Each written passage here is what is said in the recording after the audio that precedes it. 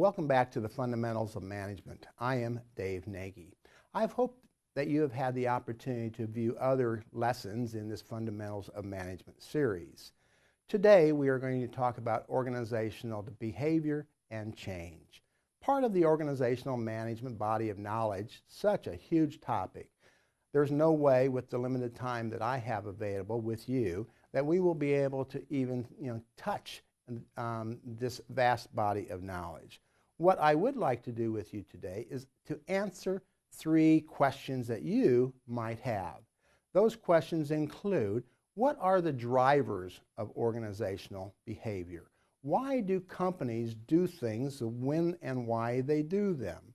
Also, how do these drivers and these initiatives affect alignment throughout the organization, all the way from the top to the bottom?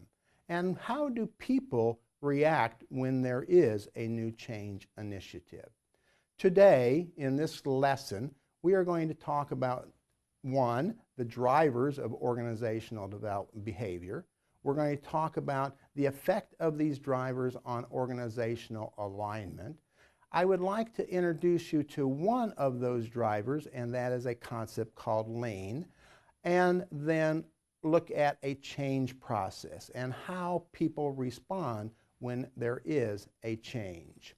So let's look at these organizational drivers. One that is all around us. You see it every night when you turn on the television. You see commercials for cell phones, for automobiles, for cell services. Competition drives people crazy. It forces executives and people throughout the organizations to respond quickly to changes in the market. Another driver is customer satisfaction.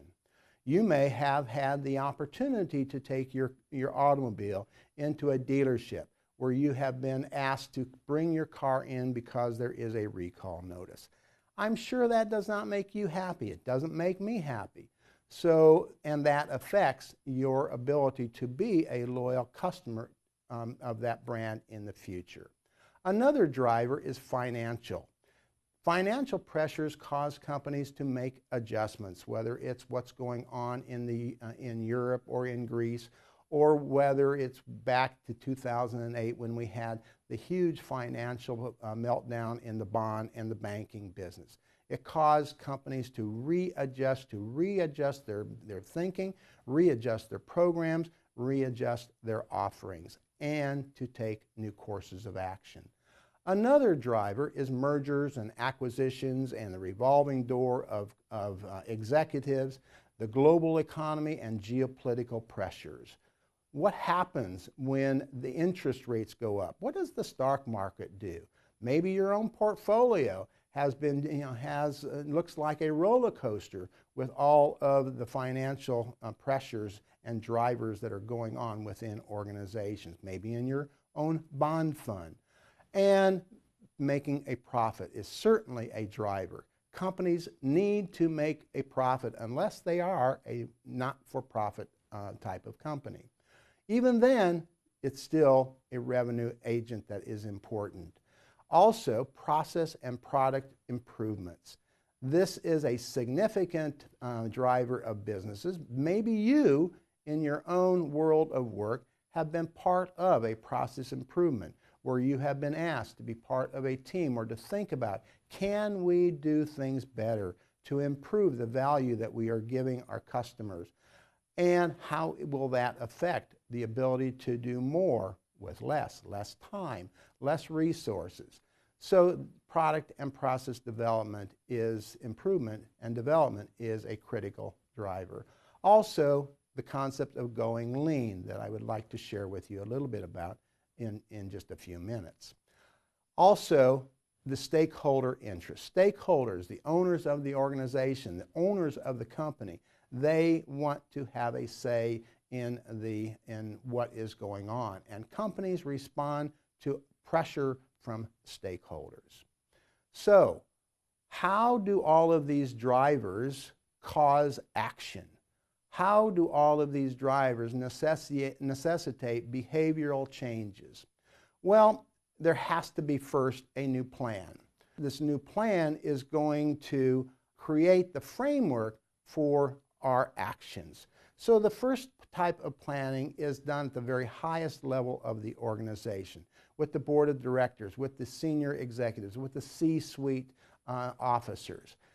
And they create three different pieces of the planning hierarchy. First, they create the mission.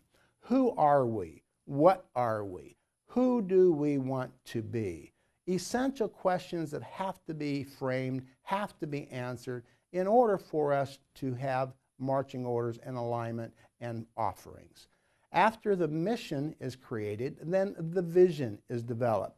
The vision is a clear statement that can be replicated throughout the organization and says, here is what we need to do to achieve the mission.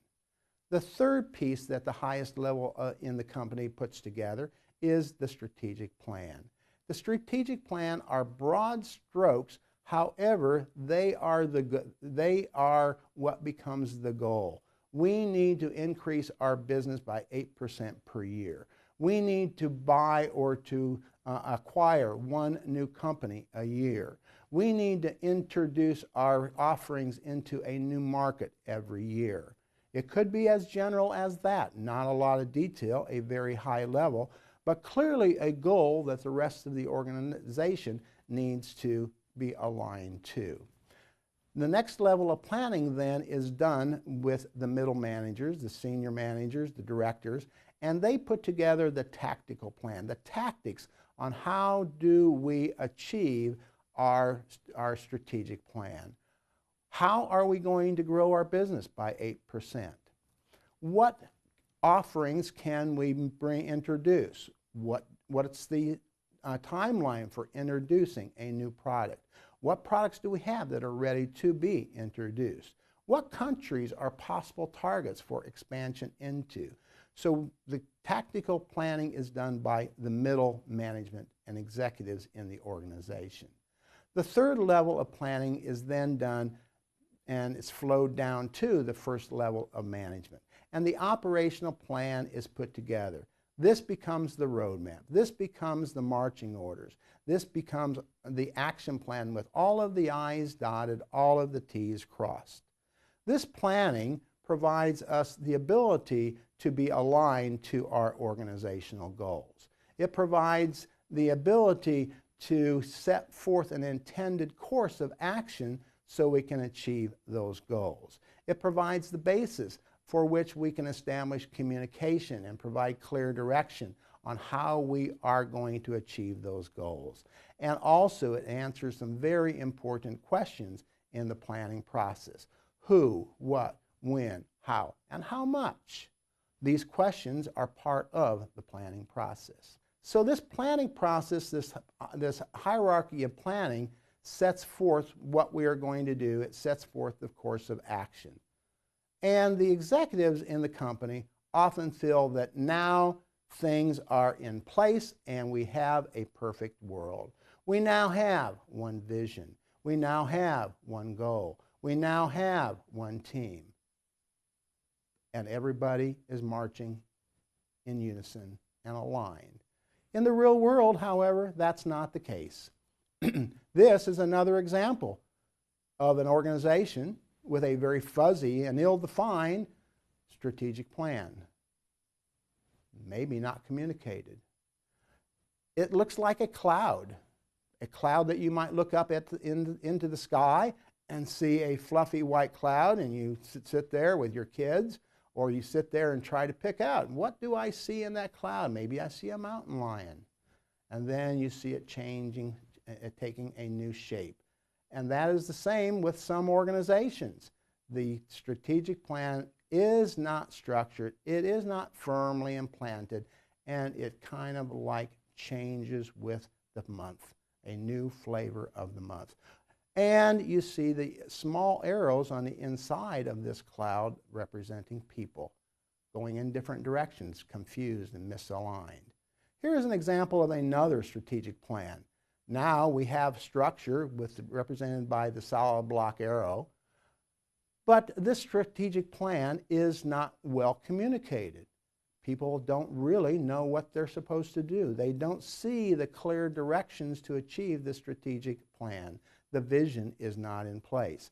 You see still confusion, misalignment, and a misunderstanding of what we are going to do.